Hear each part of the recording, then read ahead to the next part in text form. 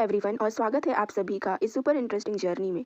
आज हम देखेंगे कि हमारे बॉडी में केमिकल मैसेजिंग कैसे होता है।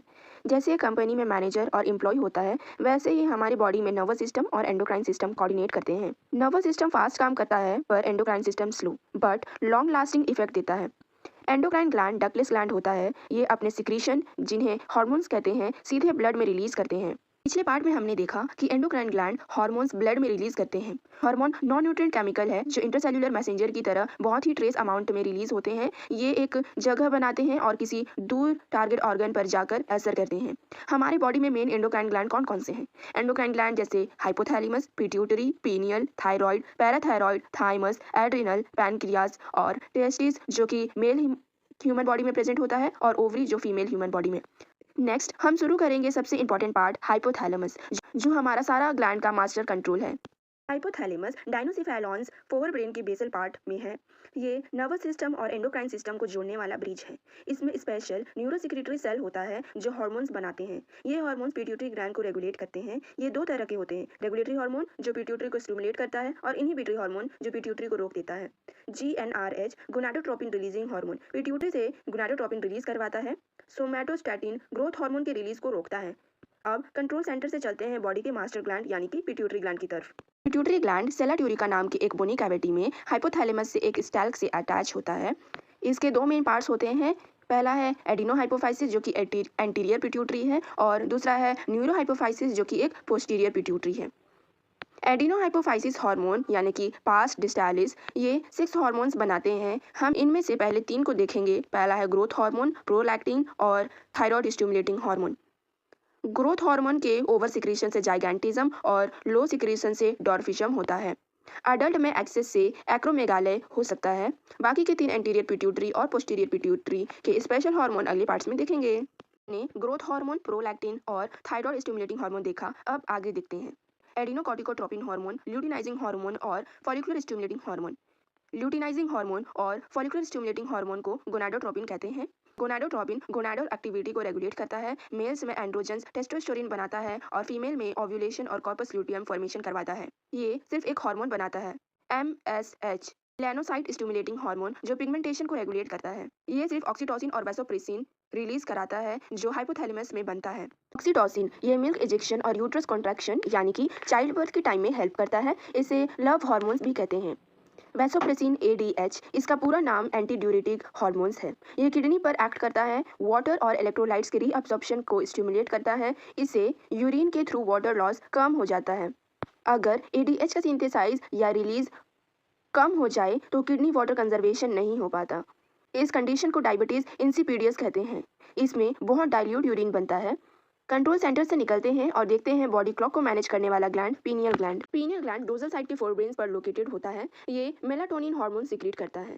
मेलाटोनिन का सबसे इंपॉर्टेंट रोल है हमारे बॉडी का 24 आवर रिदम को मेंटेन करना। ये sleep walk cycle, body temperature और मेंस्ट्रुअल साइकिल को रेगुलेट करता है। बॉडी के मेटाबॉलिज्म और ग्रोथ को कंट्रोल करने वाला ग्लैंड थायराइड ग्लैंड ट्रैकिया के दोनों साइड पर 2 लोब्स में होता है। ये लोब्स इस्थमस नाम की थिन फ्लैप से जुड़े होते हैं।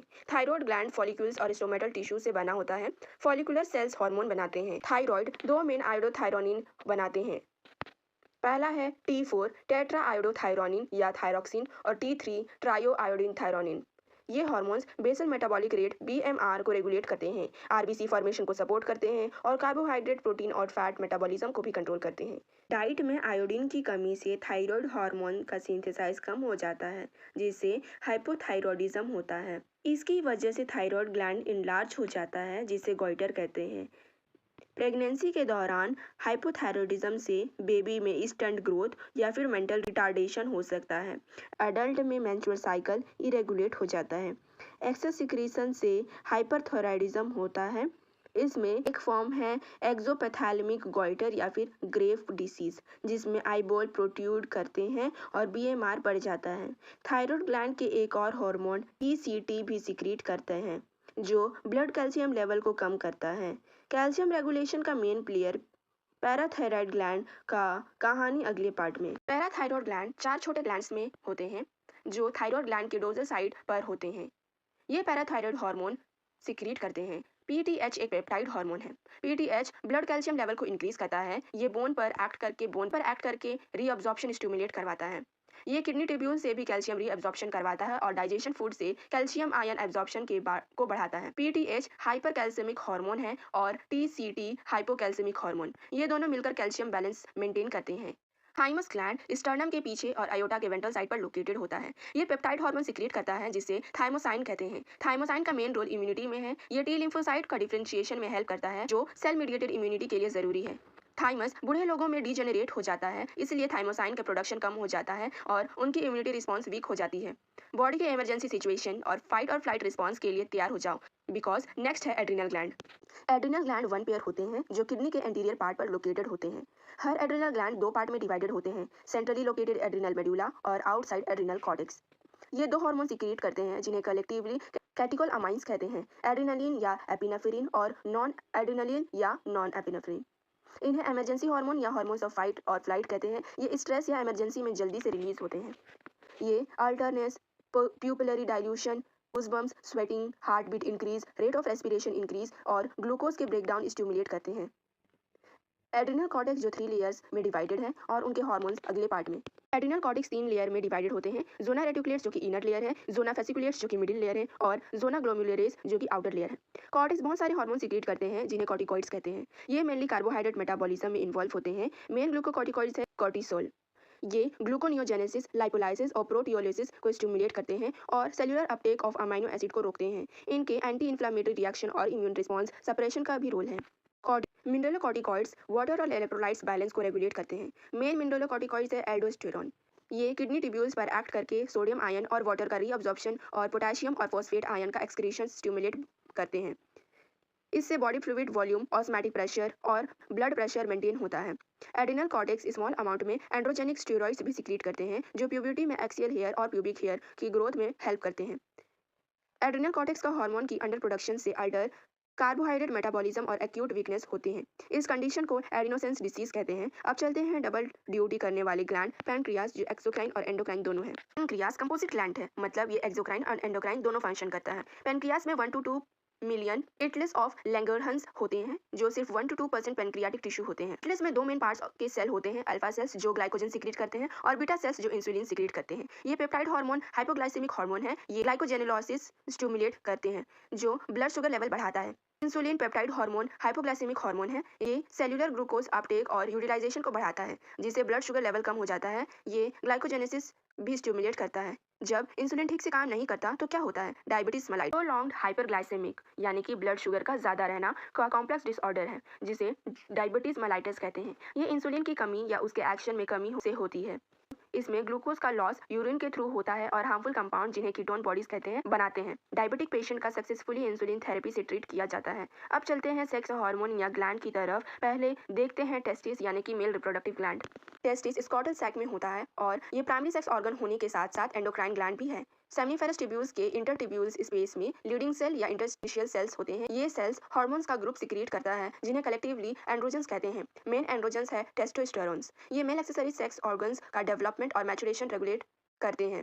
सेकेंडरी सेक्स कैरेक्टर्स जैसे कि high pitch voice, facial hair और एग्रेसिवनेस में भी हेल्प करते हैं। ये स्पर्मेटोजेनेसिस यानी कि स्पर्म फॉर्मेशन को भी स्टिमुलेट करते हैं। मेल के बाद अब ओवरी यानी कि फीमेल रिप्रोडक्टिव ग्लैंड और उसके हार्मोन्स देखेंगे। ओवरी एब्डोमेन में लोकेटेड होता है और ये ओवम प्रोड्यूस करने के साथ साथ एंडोक्राइन ग्लैंड भी है। ओवरी 2 स्टेरॉइड हार्मोन्स प्रोड्यूस करते हैं, ईस्ट्रोजन और प्रोजेस्टेरॉन। ये ग्रोइंग ओवरियन फॉलिक्यूल्स से सिक्रिएट होते हैं। ये female secondary sex organ development और फीमेल सेक्सुअल बिहेवियर रेगुलेट करते हैं। ओव्यूलेशन के बाद रप्चर्ड फॉलिकल्स कॉर्पस ल्यूटियम में बदल जाता है जो प्रोजेस्टेरॉन सिक्रिएट करते हैं। ये प्रेगनेंसी को सपोर्ट करता है और मेमोरी ग्लैंड पर एक्ट करके मिल्क सेक्रीशन और स्टोरेज में भी हेल्प करता है। तक हमने सारे मेजर एंडोक्राइन ग्लैंड की बात कर ली है, लेकिन क्या आपको पता है हमारी बॉडी में कुछ ऐसे टिश्यूज भी हैं जो ऑफिशियल एंडोक्राइन ग्लैंड नहीं है फिर भी हार्मोन सिक्रिएट करते हैं। इन्हें कहते हैं नॉन एंडोक्राइन टिश्यू। पहला है हार्ट। जब हमारे ब्लड प्रेशर बढ़ जाता है तब हार्ट की आर्टरियल वॉल एक बहुत ज़रूरी पेप्टाइड हार्मोन रिलीज करती है जिन्हें एएनएफ कहते हैं। एएनएफ ब्लड वेसल को एक्सपैंड कर देता है, इससे वेसल का एरिया बढ़ जाता है और ऑटोमेटिकली ब्लड प्रेशर कम हो जाता है। दूसरा है किडनी। हमारी किडनी में जक्स्टाग्लोमेरुलर सेल होते हैं। ये सेल एक पेप्टाइड हार्मोन बनाते हैं जिसे एरिथ्रोपोइटिन कहते हैं। ये हार्मोन आरबीसी का फॉर्मेशन को स्टिमुलेट करते हैं, तो जब हमें नए ब्लड की जरूरत होती है तो किडनी सिग्नल भेजते हैं। तीसरा है गैस्ट्रोइंटेस्टाइनल ट्रैक्ट। हमारे स्टमक और इंटेस्टाइन के endocrine cell 4 main peptide hormone secrete करते हैं। पहला है गैस्ट्रिन। ये गैस्ट्रिक ग्लैंड पर एक्ट करते हैं और हाइड्रोक्लोरिक एसिड और पेप्टाइड का सिक्रीशन स्टिमुलेट करते हैं, यानी कि डाइजेशन की शुरुआत करते हैं। नेक्स्ट है सेक्रेटिन। ये एक्सोक्राइन पैनक्रियाज पर एक्ट करते हैं और वाटर और बाइकार्बोनेट आयन का सिक्रीशन स्टिमुलेट करते हैं। ये एसिड को न्यूट्रलाइज करने में भी हेल्प करते हैं। CCK, ये पैनक्रियाज और गैल ब्लैडर दोनों पर एक्ट करते हैं। ये पैनक्रियाटिक एंजाइम और बाइल जूस के सिक्रीशन को स्टिमुलेट करते हैं। नेक्स्ट है GIP। नाम से ही पता चलता है कि ये एक गैस्ट्रिक सिक्रीशन और मोबिलिटी को इनहिबिट करता है। इन सब के अलावा कुछ और नॉन एंडोक्राइन टिश्यू भी हैं जो ग्रोथ फैक्टर सिक्रीशन करते हैं। ये फैक्टर टिश्यू के नॉर्मल ग्रोथ, रिपेयरिंग और रीजनरेशन के लिए बहुत जरूरी है। आपने हमारी बॉडी में कोऑर्डिनेशन सिर्फ बड़े ग्लैंड तक सीमित नहीं है, छोटे छोटे टिश्यूज भी बड़े काम करते हैं। दोस्तों, इस चैप्टर के फाइनल पार्ट में हम बात करेंगे कि ये हार्मोन टारगेट सेल पर असर कैसे करते हैं, यानी कि हार्मोन एक्शन का मैकेनिज्म। हमने हार्मोन की जर्नी शुरू की थी हाइपोथैलेमस से, और अब हम देखेंगे कि जब हार्मोन अपने टारगेट ऑर्गन पर पहुंचता है तो एक्चुअली काम कैसे करता है। देखो, हर हार्मोन सिर्फ एक स्पेसिफिक टिश्यू पर ही असर करता है, जिन्हें टारगेट टिश्यू कहते हैं। और ये असर इसलिए होता है क्योंकि टारगेट सेल के पास एक स्पेसिफिक प्रोटीन होता है जिन्हें हार्मोन रिसेप्टर कहते हैं। जब कोई हार्मोन अपने स्पेसिफिक रिसेप्टर से बाइंड करता है तो वो हार्मोन रिसेप्टर कॉम्प्लेक्स बना देता है। हर रिसेप्टर सिर्फ एक हार्मोन के लिए स्पेसिफिक होता है। कॉम्प्लेक्स बनने के बाद ही टारगेट सेल में बायोकेमिकल चेंजेस और फिजियोलॉजिकल रिस्पॉन्स आता है। हार्मोन और उनके केमिकल नेचर के आधार पर 4 ग्रुप्स में डिवाइड किया गया है। पहला है पेप्टाइड, पॉलीपेप्टाइड प्रोटीन हार्मोन, जैसे कि इंसुलिन, ग्लाइकागोन और पिट्यूटरी के हार्मोन। नेक्स्ट है स्टेरॉइड, जैसे कि कोर्टिसोल, टेस्टोस्टेरोन, ईस्ट्रोजन और प्रोजेस्टेरोन। थर्ड है आयोडोथायरोनिन, जैसे कि थायराइड हार्मोन T3 और T4। अमाइनो एसिड डेरिवेटिव्स, जैसे कि एपिनेफ्रिन, एड्रेनालिन। पहले देखेंगे प्रोटीन हार्मोन, यानी कि पेप्टाइड अमाइनो एसिड डेरिवेटिव्स। ये हार्मोन लिपिड सोल्यूबल नहीं होता, इसलिए ये सेल मेम्ब्रेन के अंदर एंटर नहीं कर पाता। इनके रिसेप्टर सेल मेम्ब्रेन पर होते हैं। जब हार्मोन बाइंड होता है तो वो सेल के अंदर सेकेंडरी मैसेंजर, जैसे कि साइक्लिक AMP या फिर कैल्शियम आयन जनरेट करता है। ये सेकेंड मैसेंजर फिर बायोकेमिकल रिस्पॉन्स और फिजियोलॉजिकल इफेक्ट देता है।